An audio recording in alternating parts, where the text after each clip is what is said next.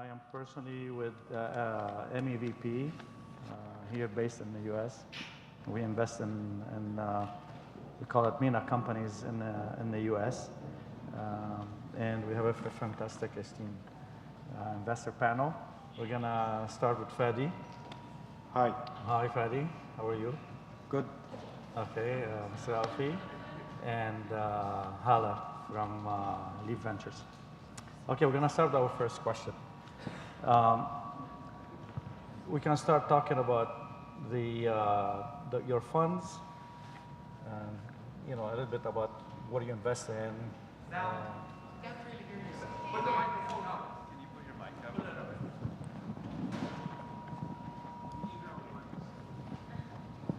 Is that better? Yes.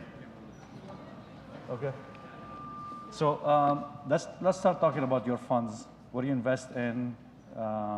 Some of the challenges you see, the companies you invested in, and the ticket size and all that stuff.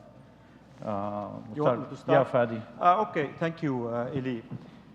So we're viewing the region from an infrastructure perspective. We think the region requires a lot of work for the startups to start scaling, to availability of capital, to the whole chain of the ecosystem, if you want. So we think you cannot dissociate yourself from seed stage to growth stage. So we're investing across the chain all the way up to becoming even a pipeline to eventually private equity and large ticket companies. So we feel that it is essential that we do that. And the investor base that we have is our LPs are value-added LPs that are part and parcel of the process of actually growing the industry. And we feel that we are in the business of growing the industry so that you eventually have the liquidity. So between IFC and we have Abrash Capital as part of our anchor investors. So the idea is you catch them very early on, you help them grow the business enough so that you can give them that Series A. And then from Series A, if they are growing and growing substantially, then we become the vehicle for the large funds who are looking to invest in this space but do not want, nor maybe are they capable of investing at the very early stage. So that's how you create the industry in our view. So you need to do a lot of value-add work until you get these startups in the tech space to happen in the region. And that's our philosophical view of it. So other than the fund also, as you know, WAMDA has a platform that does research, that does mentorship, that does media, so that we are reinforcing these startups with other things that they are going to need other than capital. And capital is not the biggest issue in the region. It is one of the issues in the region, and we need to be across the board. And I think my friends here on the panel are exactly doing that today. Hala? Okay, well, just for the purpose of the discussion, I'll take a slightly different approach. If we look at the region, I think we're at a moment in time where we need to establish the credibility of venture capital as an asset class and create more exits out of the region. And as Leap, we thought that the big gap in terms of funding was in Series B. It is actually quite easy to find a $500,000 or $1 million ticket for investment in the region. It is very difficult, as actually Zafir in his interview with Dave earlier on today mentioned, it's very difficult to find a $5 to $10 million ticket, which is exactly what you need when you've reached a certain size, a certain traction, and you need to make it all the way to an even larger round or to an exit. So we decided to focus on this segment, Series B, late Series A, $5 to $10 million tickets. And the way we do that is by just choosing 3 to 4 investments a year, where we're able to give not just money, but our time as partners and work a bit as a service team for these companies we invest in, because as Fadi mentioned, they just don't need just money, they also need lots of other things, help in recruiting, structuring the team, strategy, striking partnerships, looking at what's going on here in Silicon Valley. So the approach is very focused, large tickets, a service team, and partnering with the entrepreneurs, I would say quite entrepreneur-friendly, partnering with the entrepreneur to build together the credibility of this asset class. Another thing, only 2 to 5% of companies make it to Series B. This is a global statistic. I think it's in the region, it's even lower. So I really feel if they made it to Series B, we really owe them to even take them through that last mile to an exit. So we effectively prepare the companies for her to take them to success. Exactly. Because without our pipeline, she cannot have those investments. Exactly.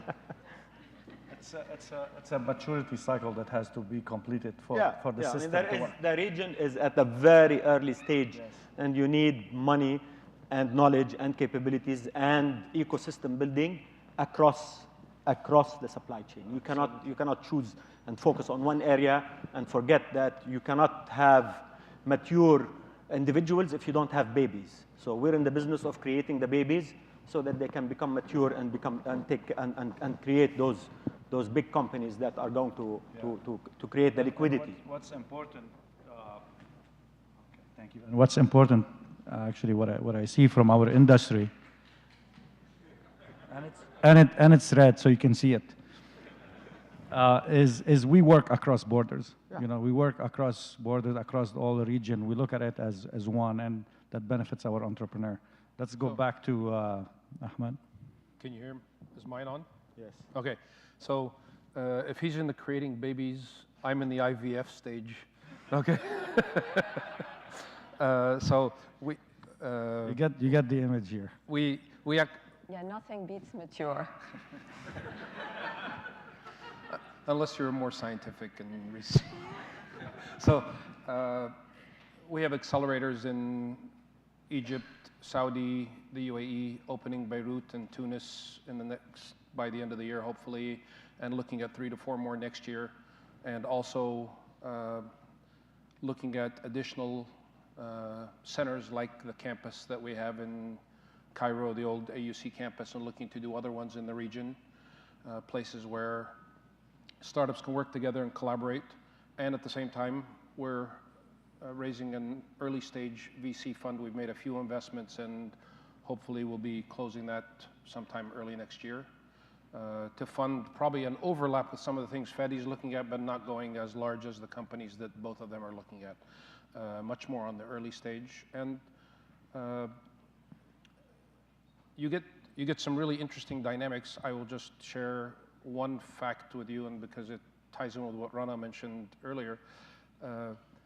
In Saudi, 40% of the CEOs and the founders are women, right? Which is something you wouldn't expect in Saudi, and it's much more than any other country.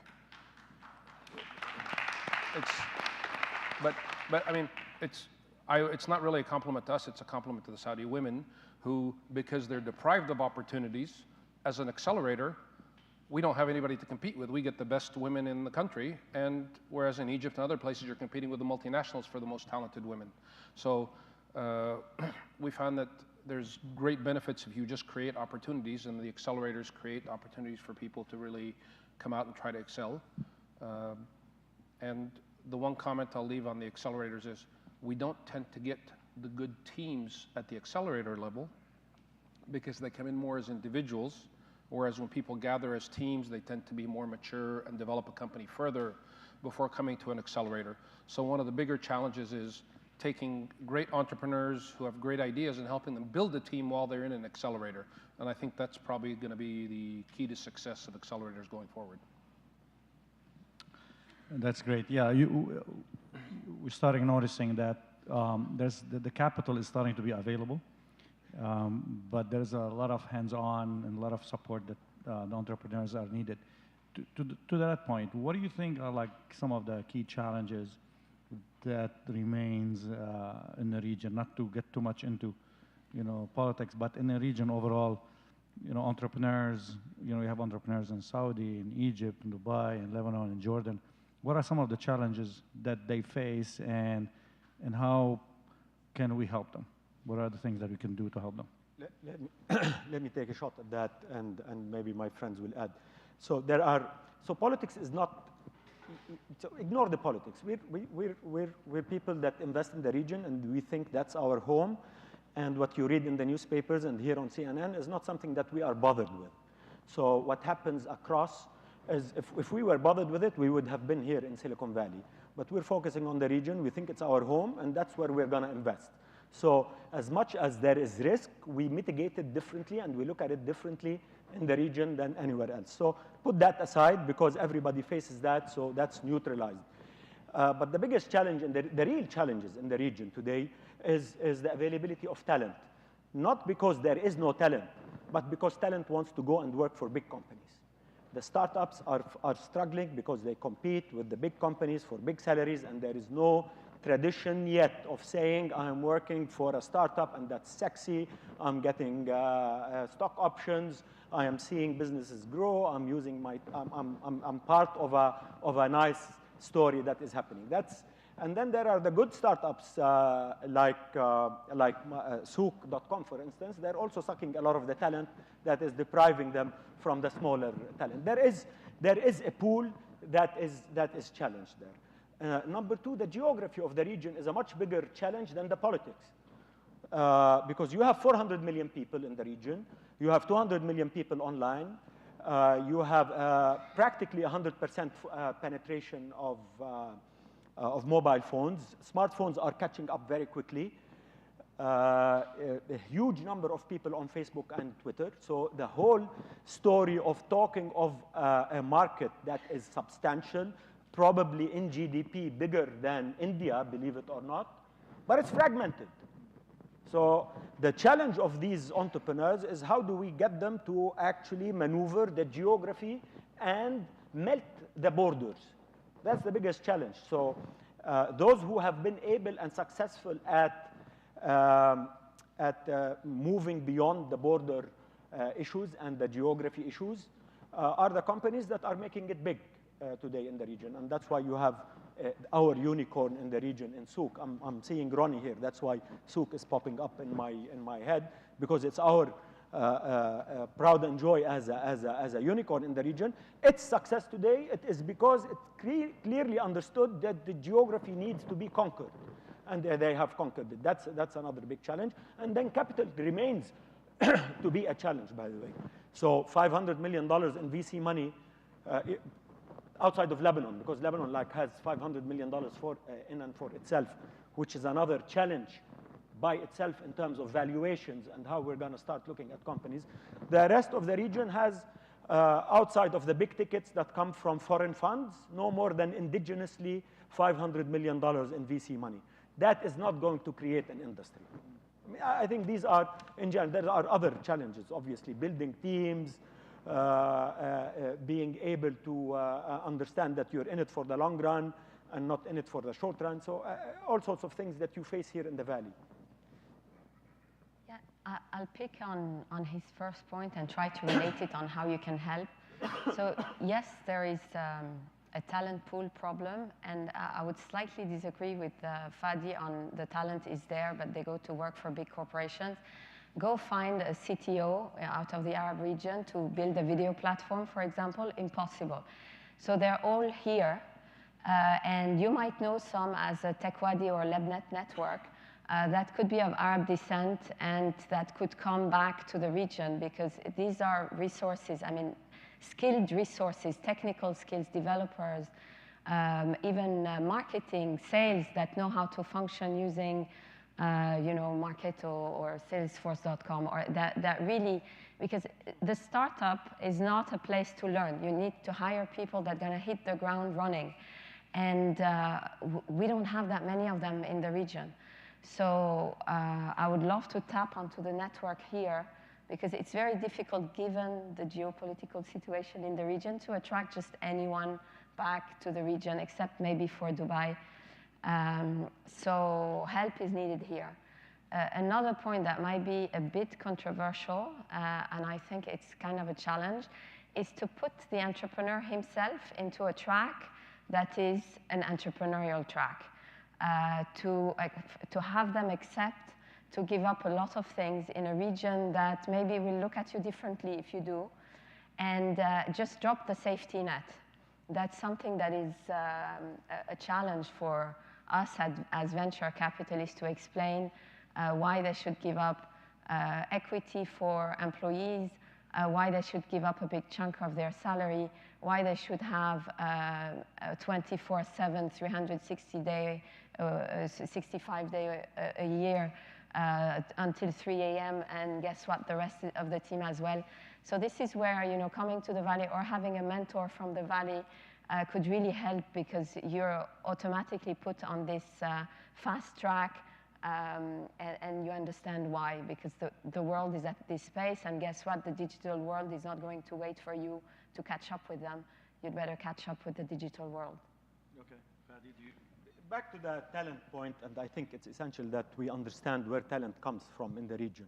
So if you want to look at the axis of innovation in the region, it happens in about 4 places. So it's Jordan, Lebanon, Egypt, and Dubai. So Jordan, Lebanon, Egypt have indigenous talent to themselves. So, and there's a lot of, I can tell you in Jordan, there are thousands of tech graduates from specifically software and hardware-based degrees. We get them. Plenty of them go out there. They're sucked into the telecom and other big companies across the region, specifically in the Gulf. But once you go into Dubai, then the talent pool is not an Arab talent pool. It's talented people that live in the Arab world. And then you are tapping into a massive, massive number of techies that are in India and are in Pakistan, as back office and outsourcing centers that you can tap into, and the huge talent pool of multinationals that exist in Dubai. This is the talent pool that you need to think about. It's not only about what nationality you're in, it is the fact that you are going to be servicing companies in the region, and you live in the region, and you build companies in the region. The Careem, for instance, the Uber competitor in the Arab world, which is doing extremely well, they build all their technology in Pakistan. All their technology in Pakistan. So it's 1 hour away. Pakistan is 1 hour, Karachi is 1 hour away from Dubai. It is much closer than any other talent pool in the region. It's 3 hours from Beirut, 3 hours from Amman, and 4 hours from Cairo. So it is better for them to actually go to Pakistan, so that talent pool is actually available, and we shouldn't be worried about it. We should be worried about the geography of the region. Access to markets is the biggest challenge to scale. If you don't have markets, you're not going to be able to scale. It's very simple. So just a couple of comments on the talent. I think the big shortage in talent is not in the technical talent. It's in the management talent. It's in the admin. It's hell to find a good CFO in Egypt. Okay, I'll take one. I'll take 2. Maybe 3. I need to stock up. But I will tell you that the environment is really the most important magnet for talent. So just a sample, the applicants for a flat 6 cycle in Egypt are 95% Egyptian, 5% from outside. The applicants in Saudi are 100% Saudi. Nobody applies to go to Saudi to start their business in Saudi. In Abu Dhabi, when we started in Abu Dhabi, the first cycle, the applicants were from 40 countries. Okay? 200 and some applicants from 40 countries. People want to come to an environment where they think is business friendly, they can have their business and run it, set it up easily, don't get hassled by every regulator at every step of the way. So that's, I would say that's, the governments are one of the biggest barriers, and in certain times, their attempts to assist or manipulate the ecosystem tend to go overboard on one side or another.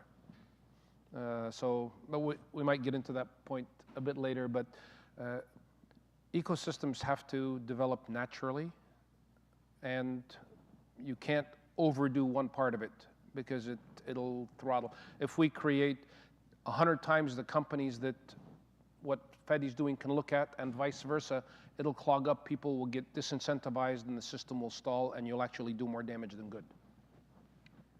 obviously, this is a fascinating discussion, just talking about the talent and the pool and the region. Yeah, but it's the solutions are starting to emerge. It's going to take time, but solution emerge, and I think the digital world will allow us to really cross that level of of segmentation. Let me switch the topic here. Is there a favorite sector? Are you opportunistic in what sector you look at, or you go with a certain one versus another? Do you look at enterprise software versus consumer? Do you look at marketplace versus other, or what's your strategy here? I love e-commerce. I think e-commerce is happening and is happening very fast. It's growing leaps and bounds in the region. The infrastructure is coming along. People are, it's a $15 billion dollar industry in the coming couple of years. And we are seeing the fastest growing companies are the companies that are adopting internet commerce and consumer internet in the region. It's happening fast, and we're seeing it. So we're even though we thought we would not invest in it, but the minute we started investing, the most successful companies that we are seeing and the sexiest of them, in our view, are e-commerce companies. I think we are where Silicon Valley was maybe 20, 30 years ago. I find it very difficult to specialize into one thing. So I have partners that are very good in media, others that are good in marketplaces. So naturally, we're attracted to these types of businesses. But I think you can find businesses across softwares. And what I would like to see, and we're starting to see that, is global businesses out of the region as opposed to businesses that would focus only on the region. So for local businesses, I like to see hyper-local, so something that would be Arabic content or that would really have the specifics of the region. Otherwise, I would like to see a global market, because if they're just replicating what someone else is doing elsewhere, except for e-commerce, because you really have to be local, then why can't they compete on a global scale? I think global is the way to go. Today, you can start a business from anywhere. So I don't see why you cannot start it from the Arab region. And guess what? It would help you just get over the hurdles of the local markets that, as Fadi described, are kind of rough in terms of borders differences and consumers. I would say, I think the opportunities are everywhere, and you can invest across all sectors. The focus, different focuses, different stages of life.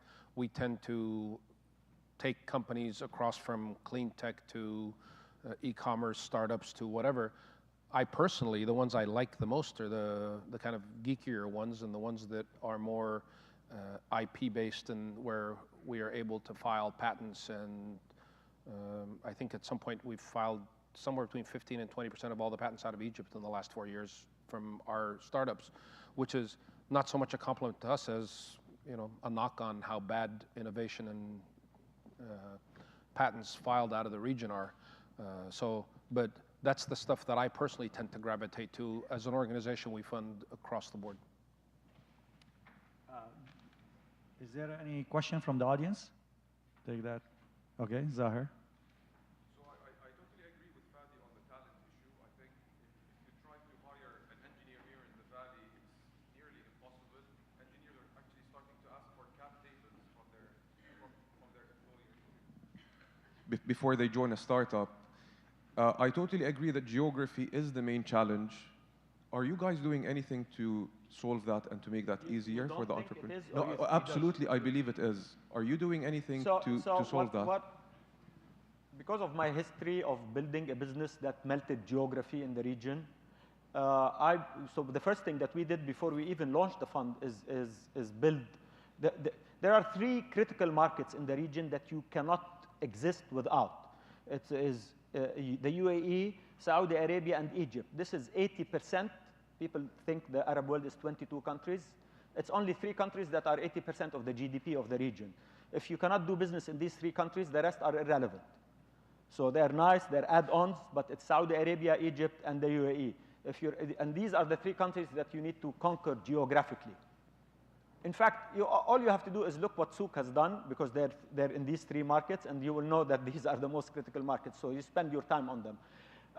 In our fund, to add value, we've established a beachhead in Saudi Arabia. So we have a partner in Saudi Arabia that is in the business of helping these companies that we invest in, and others, for that matter. We are in the business of helping anybody that wants help in Saudi Arabia. So we will open doors, we will establish legal umbrellas so that these people do not waste their time looking to maneuver the bureaucracy of a country that is very difficult to do business, yet it is the most important country to do business in, so that they focus on the product, on the business, on whatever, on selling, on business development, et cetera, et cetera. It's critical. And then obviously, as you know, we are in Jordan, we are in Lebanon, we are in Egypt, we are in Dubai.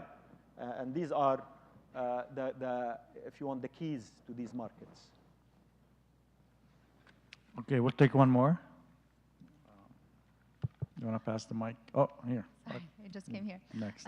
One quick question about rule of law and how that's very different in any of these countries. And also like the fact that many of these countries, the rule of law is very traditional and may not have rules that is kind of applicable to venture capital, exits, things like that. How are you guys thinking about it and dealing with that? I'm sorry to dominate on this. Rule of law is part of the geographic challenge. Exactly. So, but rule of law is also the easiest because law is so maneuverable at the same time. So all our investments will not happen in vehicles that are in the region. That's another challenge. We will only invest in companies that have established themselves offshore, because we don't want to face the challenge of the rule of law that you're talking about. So Cayman Island is the hottest territory in the Middle East today. We should buy it. Well, hold on. So I'm going to ask one question, and then we'll get back to the audience. I see a lot of hands. Woo. All right.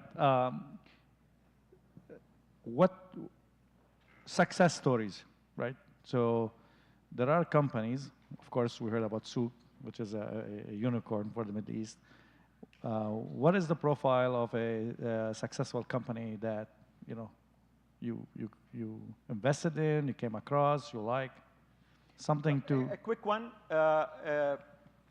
Before Uber arrived to the region, a company called Kareem built the Uber of the region, and it is growing leaps and bounds, and it's doing a fantastic job across the region, growing 20–30% month over month now.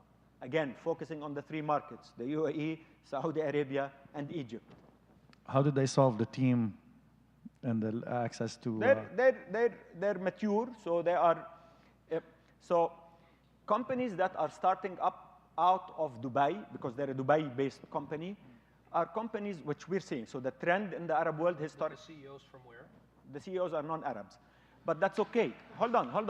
It's okay. I mean, there are non-Arabs that are building businesses in the Arab world and tapping into various talents. So we're not xenophobic here. So it doesn't matter.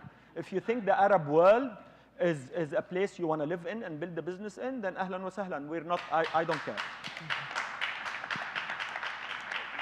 But more important than their nationality is their experience and their knowledge. So these are this is the new trend in the region. Historically, again, Lebanon, Jordan, and Egypt were the producers of the early stage talent. Post-Arab Spring, the talent still comes out from there. But once they discovered that the markets are actually in the UAE and Saudi Arabia, so the startups are popping up out of Dubai today. The biggest amount of explosion of startups today is in Dubai. And in Dubai, it means you have a multinational community that is going to be producing those businesses. But in Dubai, also more importantly, the people that are building businesses are people with deep experience. These are 2 McKinsey graduates who said, we don't want to be at McKinsey anymore, and we want to build the Uber of the Middle East. As family offices in the region do not want to invest in early stage, the minute you give them a big company, you will start seeing money raining at everyone. So that's why we need to be in the business of growing those companies, so that the massive pool of trillions of dollars that exist in the Arab world get to invest in the Arab world. No. All right. I mean, he gave the answer. That's fine. Let's take more questions.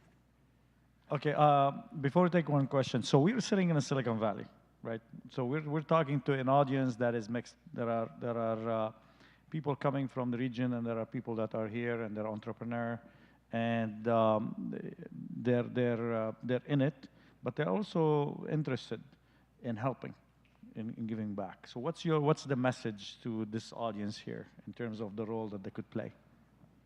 Yeah. You want to take this? No.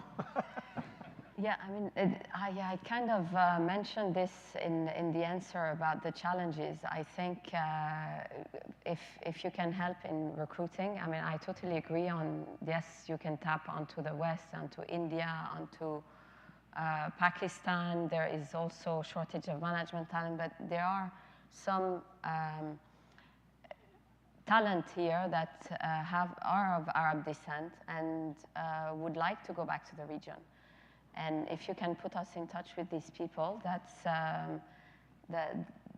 something that is really important. And even if they don't move back, if they could be, part-time with this startup, or mentoring someone. So mentorship is another big thing where I think the diaspora can help, because mentorship is invaluable. So if someone who has made it here is willing to give time back to the entrepreneur in the Arab region, then that's fantastic. I would say that engagement is a three-step process where the first part is maybe to mentor and talk to somebody, to pick a company, to find somebody. Mentorship only really works if you have a personal relationship and a bond, otherwise just kind of a discussion. The second part is to maybe open up your network or your connections to whoever you're mentoring or thinking of working with or helping in the Middle East. Stage 3 is to invest if you're interested in investing, and I think all of them add value. If at some point you're inspired, and like some of us, you actually move there, then you move beyond engagement to marriage. So just, the engagement part is very slow step, and then ultimately some people find that there really are some tremendous opportunities in the Middle East, and it makes a lot of sense to start spending time there and to really invest your personal energy and being there.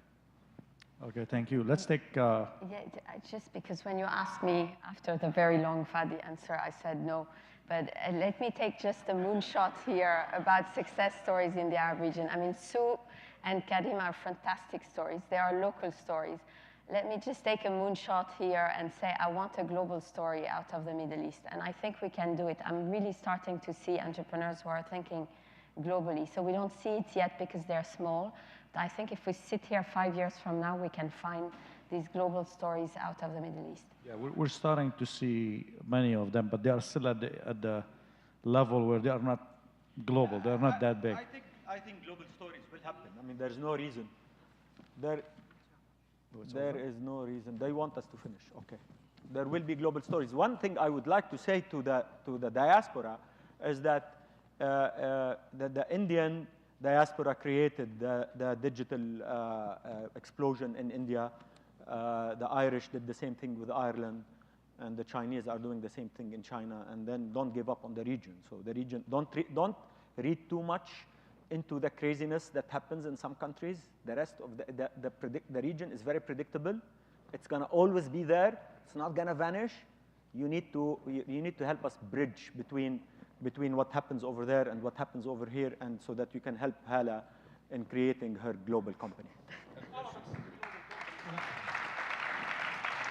It is, yeah. But you need to also remember that global does not mean America. Global can mean China, can mean India, can mean Africa. The world is much bigger than the country that you live in. Actually, Global, I have to say, I think the global company that comes out of the Middle East is going to be very heavily technology based, because I think it's very difficult to reach international, US, Western, Asian consumers from a Middle East based company. And I think it's going to have to be technological breakthroughs that will take a regional company international. One Oh, Okay. She's firing. no, I was just saying the global company will be probably a global emerging market company because we're so close to solving, in fact, emerging market problems because we're in the region that has so many problems that are similar to Latin America, Asia, Africa. So global means definitely not necessarily America. Yeah. Why isn't the Arabic market business already a global business just in the Arab market? Excuse me? Exactly. Yeah, but It is. Absolutely. An Arab. We're greedy. We want bigger. Yeah. No, I but don't it's big know enough. because we have so since you're talking about that, Dave, one, thank you for investing in the region and believing in it. We love people like you, and we need more people like you. But yes, global means selling in India, selling in Pakistan, selling in Dubai, selling in Saudi Arabia. That's global. Globality does not have to mean the United States of America. Well, thank you, everybody. Thank you, panel.